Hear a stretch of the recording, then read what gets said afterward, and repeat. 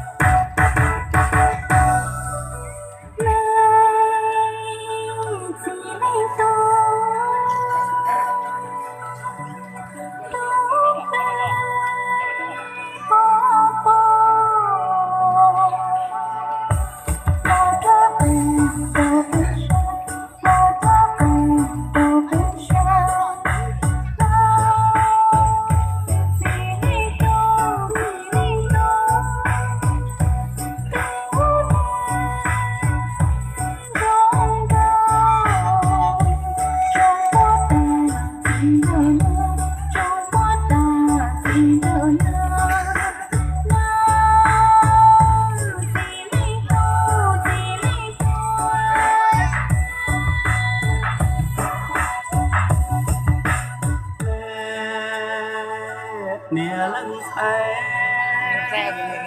cái gì đổ về bò cái cái dây giống hả hả hai đứa chia trầu bên hai đứa chia trầu bên连菜给我让到让到这要年龄菜上去得过年龄谁呢？我老婆天呢，学点多人让的。 mà làm bùa gì đi mùa này 没我那种天呢，去得慢慢有个吃呀，要我们多的想的呢。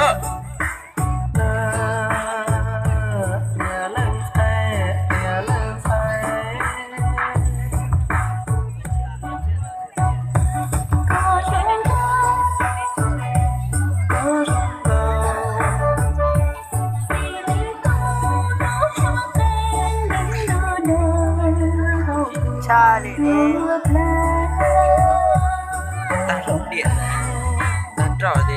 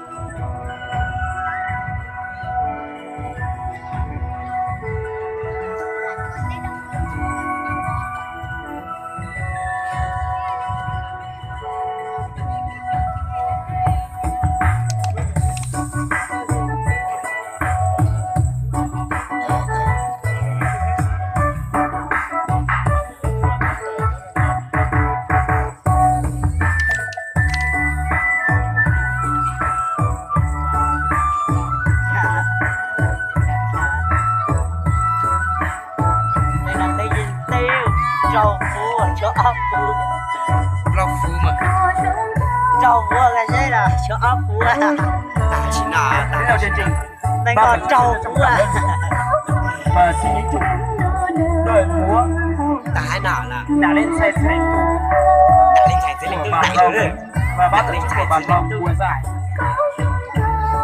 bóng đá cuối năm 2018 và đầu năm 2019. Kết thúc tại đây, ban tổ chức xin trân trọng cảm ơn các đội bóng đá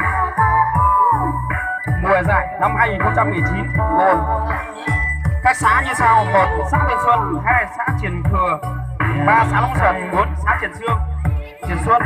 Và cảm ơn các vận động viên, các cổ động viên của 12 đội bóng đá trong mùa giải của bản phòng năm 2019.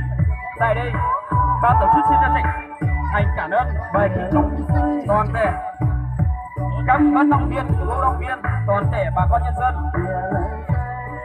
trong năm mới thành công và thành đạt hạnh phúc. Ban tổ chức xin trân trọng cảm ơn.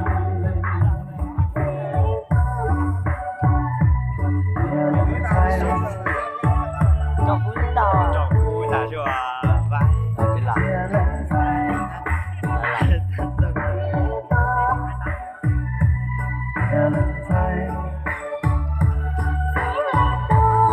đây là bây giờ là bây giờ này